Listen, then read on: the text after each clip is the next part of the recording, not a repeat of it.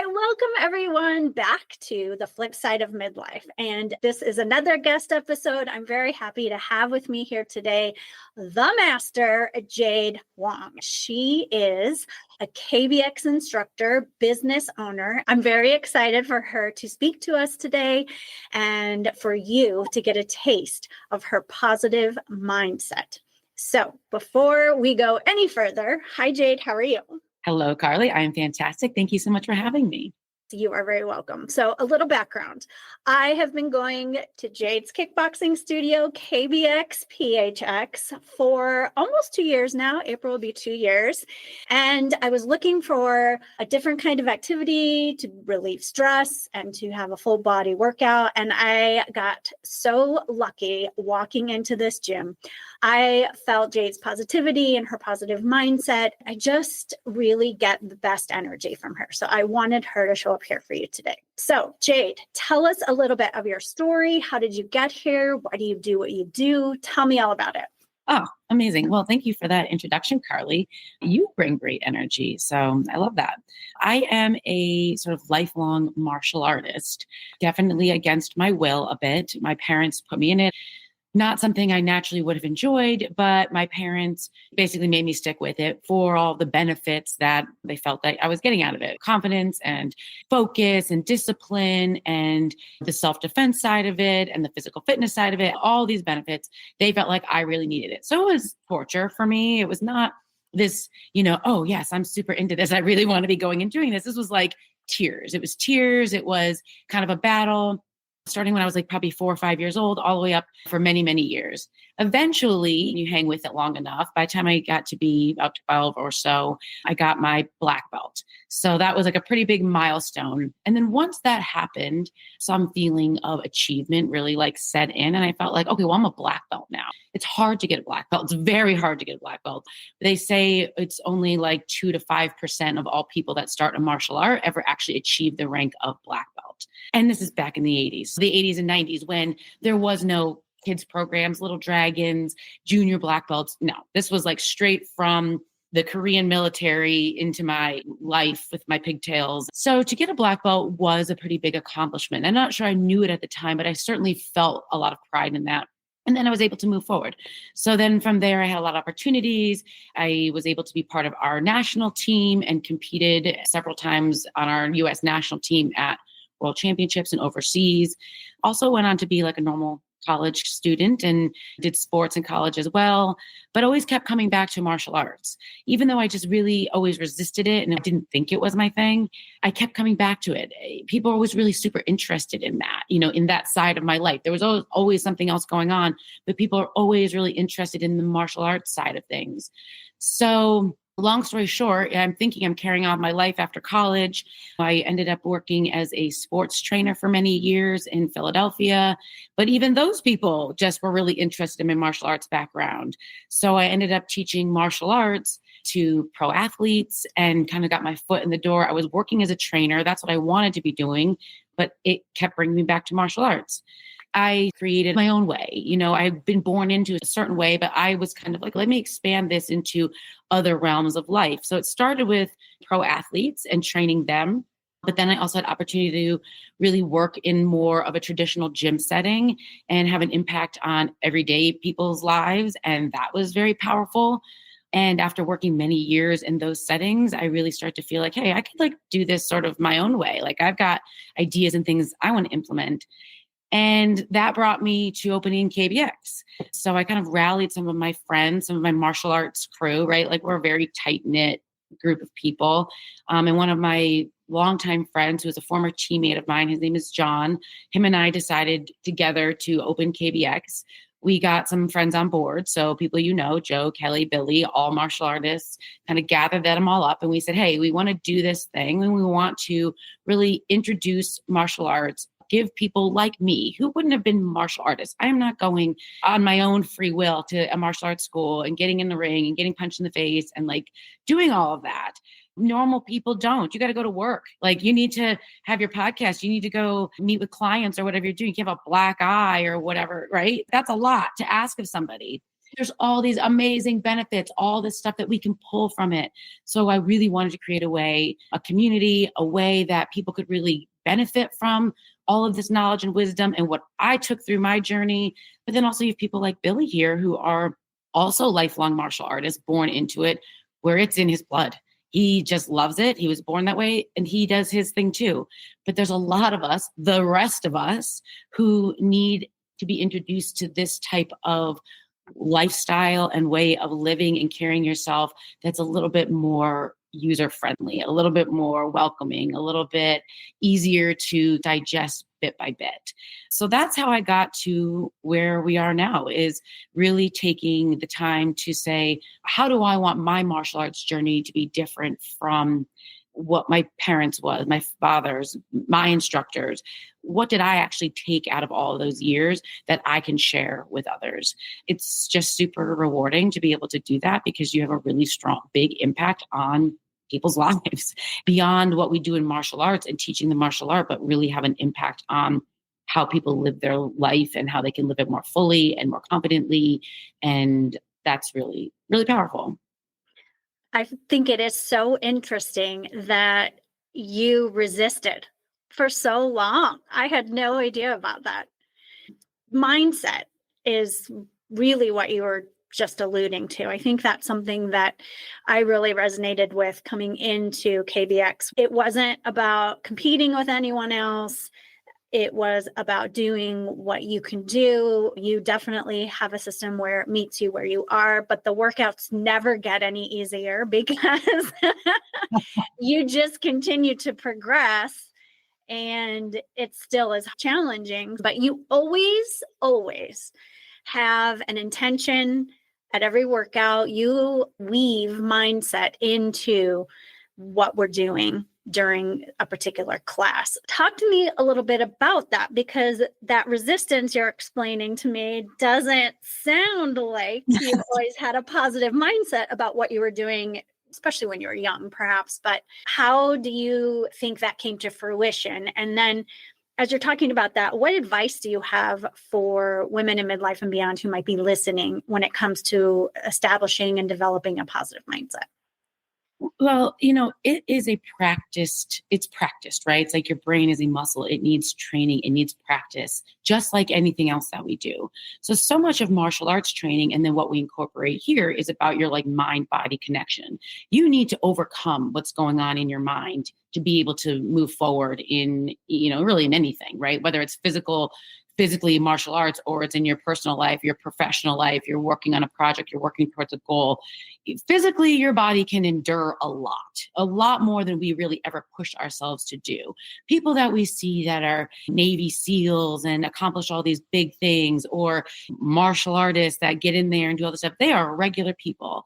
They are just like you and me. They are built of the same stuff, but they have trained not only their body, but their mind to be able to overcome so much. And it's not just athletes, right? It's all different people. So when I was young and I was in this situation where, I'm crying, right? Like literally crying in class, crying to go, begging not to have to go. This is all up here. I'm fine. I don't have a stomach ache. I'm not sick. There's no problem here. There's no actual problem. The problem is simply only here. Me being able to, as a 5, 6, 7, 8-year-old kid, being able to overcome my fear. It's scary. You're in a room with like 40 other people. Everybody's yelling and kicking, and you might get kicked. And if you mess up, you're going to get yelled at for that. It's terrifying. It's absolutely terrifying. But you have to overcome those things if you want to succeed, right? If you have to overcome fear, if you want to succeed, your own fear of failure, your own fear of any shortcomings, your just fear of getting hit, whatever, all these things. So you train all of that.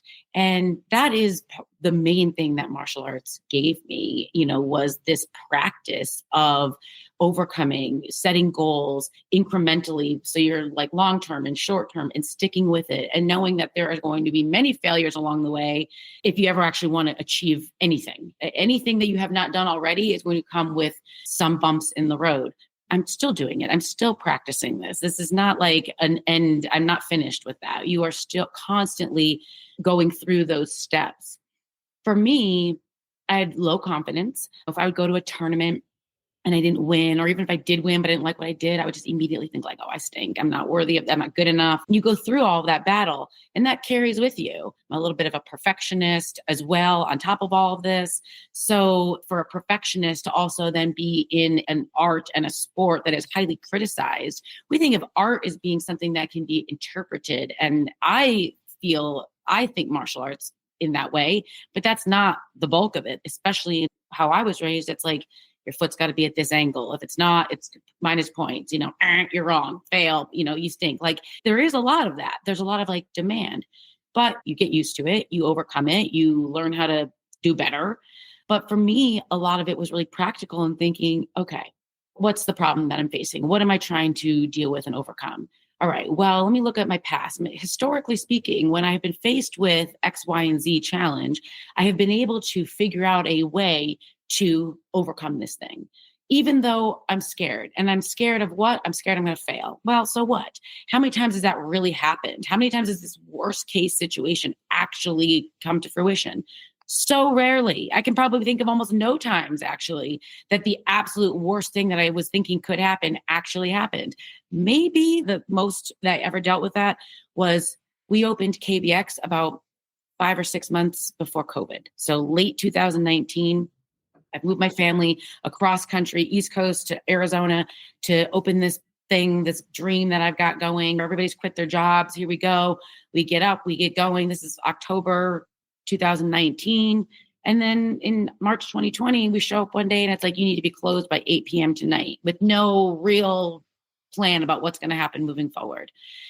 That was about the worst, right? That's like about as worst as it could get. You don't think when you're like thinking of all the things that could happen when you are opening a business at a global pandemic, which most severely hit food service and gyms, is going to just like shut you down or try, right? Well, but and here we are, right? Now it's 5 years later and here we are, we're doing great. So guess what? Turns out if you want to rattle me, you're going to have to do better than that global pandemic. And to me, that's like, oh, that's no problem. Sure, come for me. We're in the middle of getting displaced once again. We are going to have to move our studio again. This will be the second time then in 5 years that we've had to move our studio. Well, I would say a previous version of me would have been a lot more upset by that. Today's post-pandemic Jade is saying, oh, okay, whatever, we'll find a place. We'll figure it out. We're going to rally. I'm not maybe naturally as positive as I come across to people. I think people think I'm just this positive, no, I'm hard on myself. I demand a lot. I'm a worrier. I'm worried about all kinds of things all the time. It's almost insufferable at times. But actually, I'm also very practical. And I just think, oh, okay, well, if I were a betting person, you're going to be just fine. Why not just start there? Why not just start believing that? And then we'll just carry on from there and save ourselves the energy of all of the like negativity. It's just, I don't have time for it. I need to get from, I don't have time to wallow in this. I don't want to spend my energy and time there. I want to spend my time and energy over here where we're doing the fun thing, where we're finding a new studio, where we're figuring out what our studio looks like after COVID, where we're planning a big move. I want to get to there. I don't really want to waste my time here. That part's not fun. You bring up a couple really good points that a lot of us deal with, I think, especially women in midlife and beyond, is we don't always remember to look back when we're in a challenging time. We don't always remember to look back and think of all the things we've already been through, that we've gotten through. We forget how strong we are. Yeah. And we don't necessarily hold on to that like we should. We've got a lot of wisdom. We've got a lot of life experience. And just what you were saying right there, a previous version of you might have been whimpering in a corner. But here you are and you're like, bring it on. Exactly. Yeah. Something so small. It's like, I was just reading through the questions before we had this conversation today. One like little story that just popped into my head, and I haven't thought about it in years, is when I was in college, I was doing a study abroad and my luggage got lost in some transit between somewhere and somewhere. And I carried on and I was crying to my mother on the phone, and I'm down in Trinidad and I'm just bawling on the phone because my stuff is all gone and like whatever. It all showed up eventually. But I think like my phone bill was like $500. My mom's like, geez, I could have just bought you all new stuff. But I'm just so distraught. And my parents felt horrible for me. I'm like in this country by myself. I don't have any stuff. Now, if that happened, I don't think I would care at all. Like, I don't think it would, I'd be like, oh, okay, well, okay. Like Yeah. now we're just going to go get some new things and then like wait until the luggage shows up or doesn't, whatever. I can't even imagine that would rattle me at all. But something like that then really like kind of took me, because it just feels like, oh, my stuff, what am I going to do? I have no money. I don't have any like pajamas, you just think it's all horrible, but you get stronger. And, unfortunately, or fortunately, whichever way you want to look at this, the way you get better at life and navigating these things is by experiencing them. So you do have to kind of look at all those things as just sort of this opportunity to get better and stronger and practice a little bit more at life, because, it can also be a real shock to your system if you've been going a little too smoothly for a while and then something gets thrown at you. You're almost not equipped in the same way. Right before COVID, we were driving home from the old studio. Joe and Kelly and I used to drive in and out together because it was like about 20 minutes from us. And we were just doing awesome, signing up new people, and the new studio was doing great. And we're just so pumped because here we are, we've made this big move and we're just killing it. We're just excited. And I said to them, in the car that day, and I just never forget the conversation. It was like it was yesterday. I said, just enjoy every second of this, because it's not always going to be like this. Life is not always like this. Business is not always like this. Things are just not always going to be like this. So just like soak it up. Yes, every new person, every new like workout that we do, every bit of it, this excitement, just soak it in, enjoy it, appreciate it, and hold on to it. Because I kid you not, it was 2 weeks later that all that happened. But we held on to that feeling for like 4 years. We just held on to like, we knew it. We knew it in our bones. We knew we could get there again. We knew how fun that was. We knew it. So you hang on to it, but you can only hang on to that if you enjoyed it in the first place. If you were there to appreciate it and know that, hey, yes, this was a big deal and this was hard, but look how it was worth it.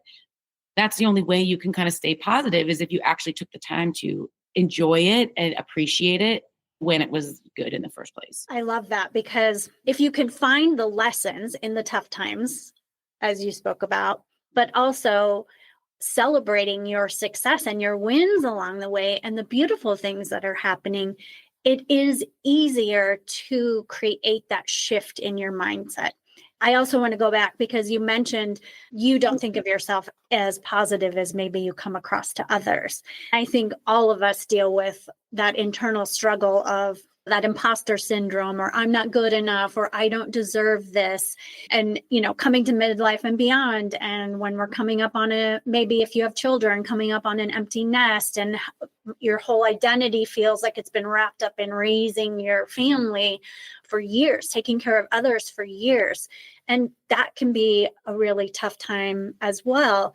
However, if you're able to see on the other side of that, and how now you have this space to take care of you and to put yourself first, those are beautiful things. Living, like you said, in the moment helps you develop a positive mindset, because you can see the lessons in the tough times and you can see the beauty in the really good times too. I want to talk about movement and mindset. So this is a collaboration that Jade and I are just starting, and we've had one workshop so far. We are going to be doing monthly workshops called Movement and Mindset. I want to hear, Jade, from your perspective, why you think women in midlife and beyond should attend and how they can benefit from coming to one of those workshops here in Phoenix.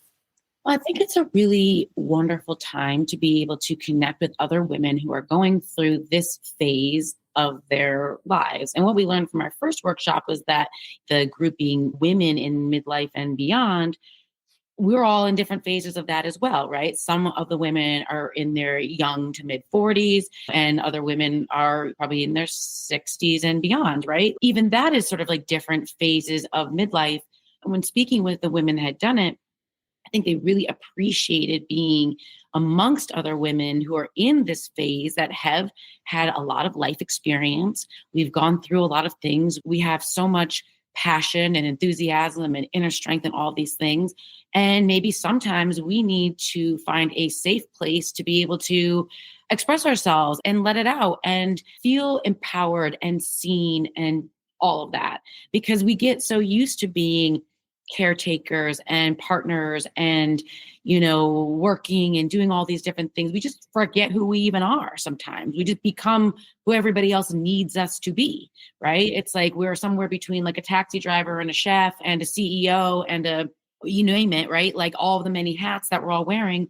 And at some point, it would be nice if somebody would just like look at you and say, whoever you are, wherever you are right now, that is enough. You are enough exactly as you are right now. You don't need to be this for somebody else or that, or, you don't need to be any other expectation other than where you are right now.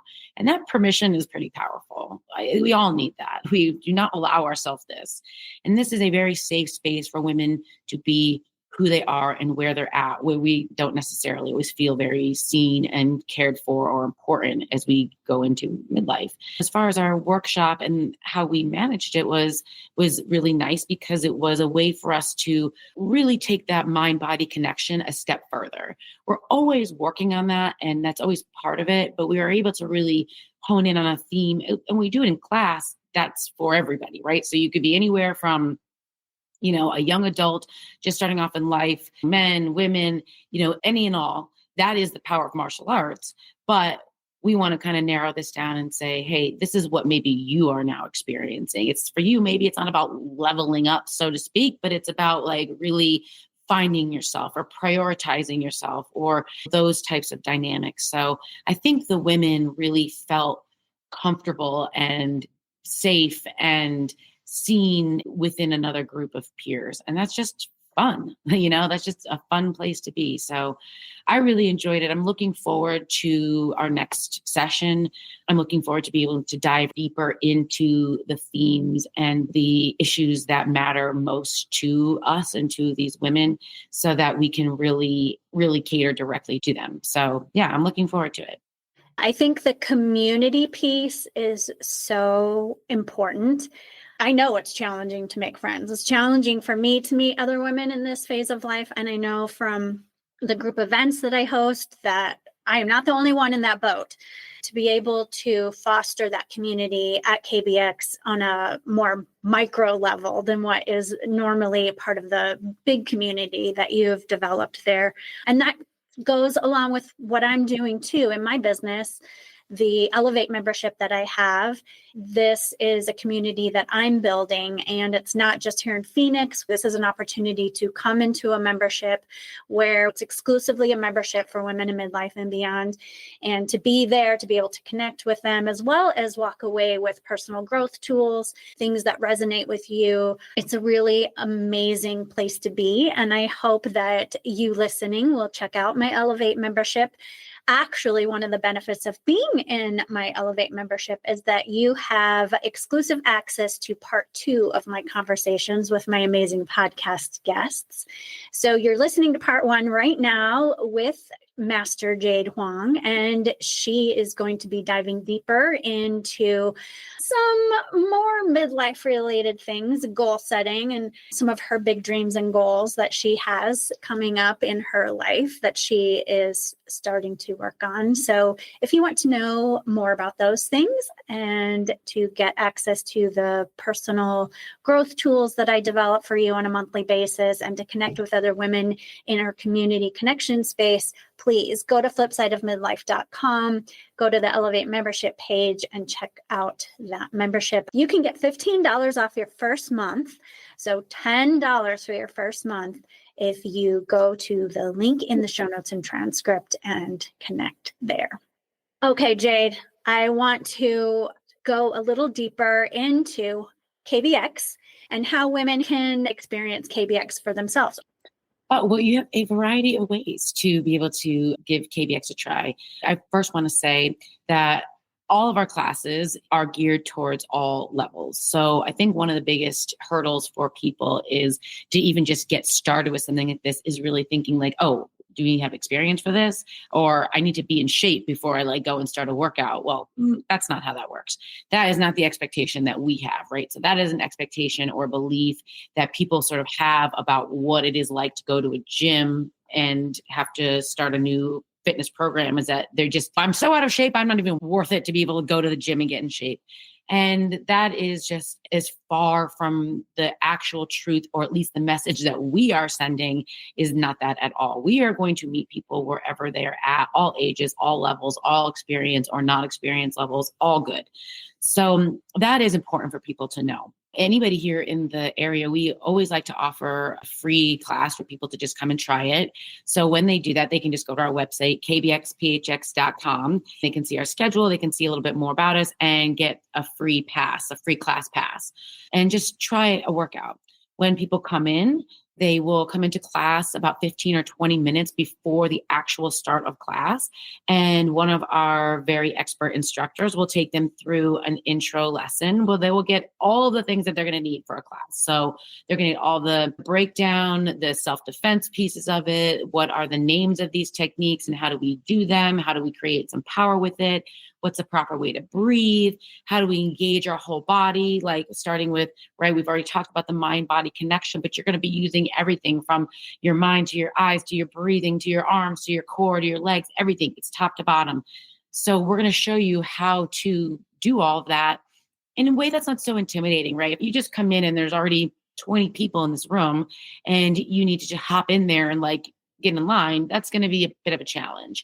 So we like to give our new people a little bit of one-on-one time, or maybe it's 2 or 3 people at a time, but a small group where you can just be with the instructor, ask your questions, and get those nerves out. Everybody is nervous.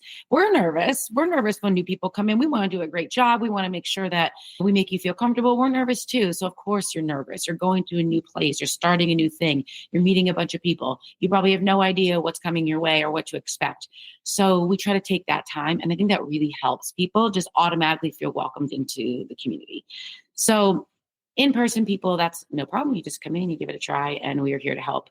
For people who are a little bit farther away, and this is one of the bright sides of COVID, as a result of COVID, we ended up with an online program. So we offer a live stream of all of our classes. So we actually ended up with members all over the country, all over the world, people in Canada, Australia, and all of the United States, so friends and family can join us from everywhere. So you can do a live stream, or you can also do our classes on demand, where you can just essentially get all that instruction, but you can just hit play and do it at a time in a place that's convenient for you. And we have all types of online programs that both are in studio and people around the world can implement on their own, like our 21-day kickstart, which just helps guide you through and gives you sort of a plan for how do we really start to tackle our health and wellness. People need some guidance on that. There's so much information out there. Like, what am I supposed to do? What's the new fad? What's the new trend? Well, we're not based in any fad or trend, right? Like that's not it. Martial arts is a long tradition, a hundreds of thousands of years long tradition. And all of our principles and concepts are meant for lifelong wellness, whether you're doing physical kicking and punching or not. It's about moving your body, maintaining that mind-body connection, properly hydrating, something so simple as drinking water or getting good quality sleep. You know how important that is, right? And so many women are not getting quality sleep, right? And it's like, this is a major component of your health and wellness. We talk about all of these things and try to help guide you through them in just little bite-sized pieces that can just kind of help you really get kickstarted. How do I actually just get my life on track? Then from there, you can take any additional steps that you want to, just take a little farther as you feel comfortable.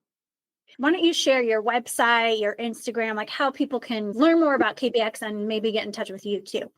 Sure. kbxphx.com. Simple enough. That's our website. And you can go there for your free class pass and, get a little bit more information about our classes, see the schedule and all that. My website is masterjade.org. So you can go there and just check out my website and find a little bit more about my background and what I'm working on. Instagram is at KBXPHX, same for Facebook. And Instagram for me is the Master Jade. Thank you. I'll include all of those links in the show notes and transcript. So don't worry, don't panic. You don't have to rewind. I'll have that all there for you, but I wanted Jade to share those. KBX is not just about moving. It is definitely taking things that develop in the studio, like your confidence, like your strength, and you do apply them to your life. That's another thing that I really love about going is that I leave there feeling like a badass pretty much every day, even though I'm wiped out because I've, kicked and punched out all of my stress. It's great. Absolutely. I want to wrap up this episode so that we can move forward into part 2 of our conversation. I always wrap my guest episodes, part 1, with this question. What's your favorite thing about, or what are you most looking forward to in midlife and beyond? I am very much looking forward to really fully living my life with me as a priority. Met my husband when I was in my mid 20s, and we built a beautiful life together. But a lot of it was very much about him and his career. And it was a very busy career, and we did a lot of moving. And I loved so much about that, but it was certainly his life, and that was the priority. Then I had our son, Jack, and he's 12 years old now. And so much of those early years are really about your kids, right? Like raising your kids and doing the mom things and learning how to be a mom and all of that. It was just very, very consuming, and it still is. But now he's getting older and growing his own independence. My husband has moved into the next phase of his career, which doesn't require so much support from me. And so this next phase for me is really about my personal growth, achieving some of the things that I still would like to do, taking that time, being okay with setting aside time for me for that. Of course, still supporting and loving my family and being there for them, but just giving myself some permission to say, hey, it's okay now. You can take some of that extra time and energy for you. And I'm looking forward to that. I think it's pretty exciting. I think it's still a really busy life. We're still living a very busy life, but I think there's a little bit more structure to it that's not so wild, that I can really take some time for me. So I'm looking forward to that. I'm looking forward to all the experience and knowledge. And when I speak to women who are older than me, right, I'm in my early 40s. And when I meet women and have a chance to talk and work with them, I just really realize how wise they are, how much wisdom they really hold. I really try to soak it all in and hear what they have to say about what life is like as you age and how wonderful it is. I think society has terrified us in some ways into thinking that it's just doom and gloom. It's like, here comes the wrinkles and the gray hair, and like, you might as well just forget about it. And now I just think that there's still this like vibrance and sexiness and all of these amazing, powerful qualities that women in their 40s and 50s and 60s and 70s and like until just forever. And we are still allowed to be all of those things, powerful and sexy and confident now more than ever. And I'm looking forward to that because I think it's just awesome. Women have never been more powerful and more respected, and I think deservingly so. You bring up something that a lot of women look forward to, and also as you're starting to get closer and closer to it, struggle with. Whether you raised a family or not, we were raised to put other people first, to sit quietly and let other people speak, to sit there and be cute. But we are changing that conversation. This generation of women who are in midlife and beyond right now are changing that conversation. So it isn't always easy to let go of those things you thought you should be, that others expected you to be, and to really realize this is my time to be who I am at my core and to please me first. And I can still love and take care of others, but I'm going to love and take care of myself first. And that is something that I really love about this time of life. So much better, right? It's like, think of how much more love and support and energy you have for the others in your life when you also are feeling awesome, when you are also feeling pumped up and your cup is so full and you have the energy and the inspiration for that. You can just be a better support system and cheerleader and leader for everybody in your life. So I think it's really, really important, and it is tough to let go of, but I think it's just super exciting. Thank you for sharing that. I really appreciate it. All right, we are going to wrap up part 1 of our conversation today. Thank you, Jade, for being here. I really appreciate your time. Thank you for having me. It was a pleasure. I hope that all of you out there listening and watching will go to flipsideofmidlife.com, check out the Elevate membership page, and sign up so that you can have access to part 2 of my conversation with Jade coming right up.